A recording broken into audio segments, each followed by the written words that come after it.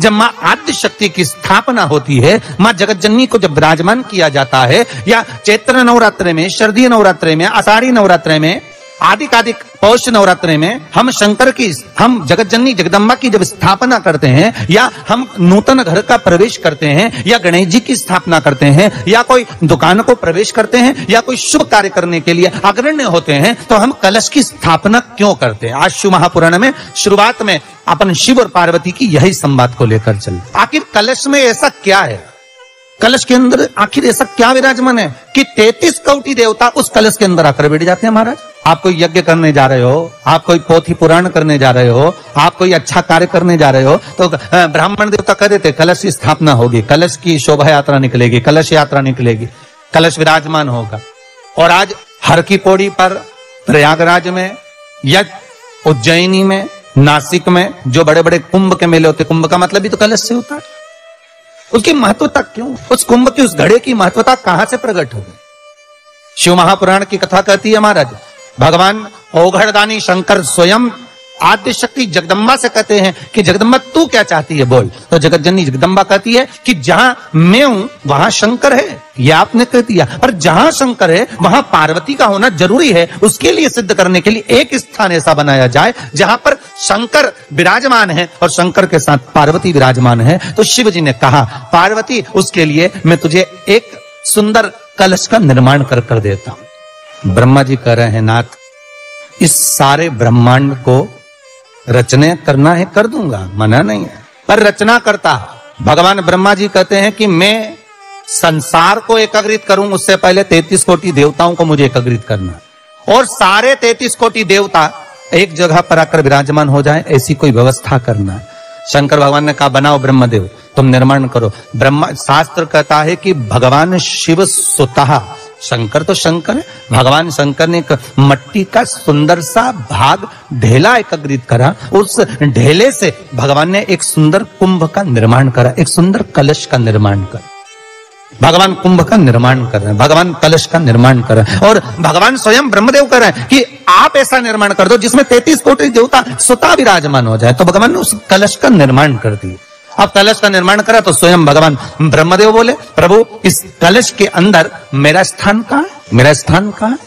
बहुत ध्यान देना महाराज, कलश का जो मुख होता है उस मुख पर भगवान विष्णु का स्थान होता है।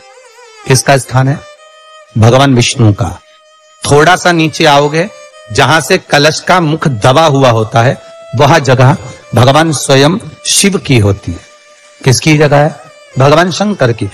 कलश का अग्रभाग, नीचे का भाग जहां से फैला हुआ होता है, वहां ब्रह्मा का आधिपत्य स्थापित होता है। फिर कलश का जो नीचे का भाग होता है वो भगवान शिव और शक्ति का स्थान होता है।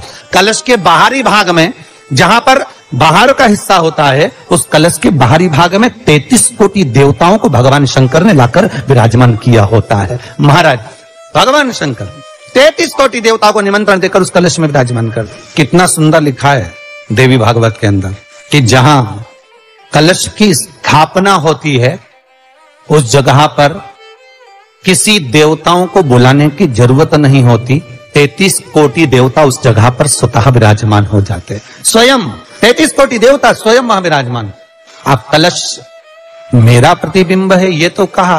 भगवान की कथा कर रही है, ओगड़दानी त्रिकालदर्शी कैलाशी शंभु के पास में उस समय पर कामदेव की धर्म पत्नी रति भी है, जिसके नयनों में जल भरा हुआ। शिवजी ने पूछा, बोलो रति, आप और यहां जब आपका पति जलकर भस्म हुआ तो हमने वर दिया था आपके पति को कि ये भगवान कृष्ण का पुत्र बनकर मिलेगा आपको, फिर क्यों आप यहाँ पर आई हो? क्या हो गया ऐसा?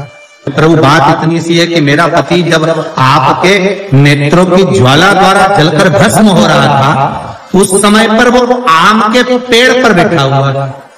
आम के पेड़ पर मेरा पति बैठा हुआ था, उसके चक्कर में वो आम का पेड़ भी जला। तो वो आम का पेड़ जो जला, उसने मुझसे कहा है कि पति का तो उद्धार हो गया, पर हमारा उद्धार कैसे? सब्सक्राइब करें। अब देखिए, कई लोग कहते हैं प्रश्न करने वाले पीछे नहीं हटते महाराज, बहुत प्रश्न करते हैं और प्रश्न कर कर पूछते हैं, गुरुजी ये कलश के ऊपर आम के पत्ते क्यों लगते हैं? उसका उत्तर है, ध्यान दीजिए। प्रश्न बहुत है तो उसके उत्तर भी बहुत है, बस उसको समझने वाला चाहिए।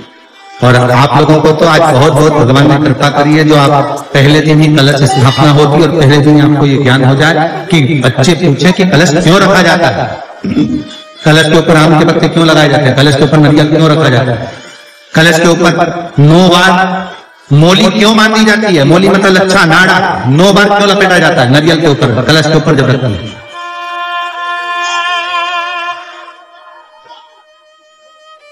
कलश के ऊपर जब जब श्रीफल रखाता है, नारियल रखाता है, तो उस पर 5 बार 7 बार मोली नहीं लपेटी जाएगी, तो 9 ही बार लपेटी जाएगी। 5 या 7 बार लपेटते हैं तो कहते हैं कि लक्ष्मी की छिन्नता होती है, और वो 9 बार लपेटी जाती है तो भरपूर लक्ष्मी का भंडार।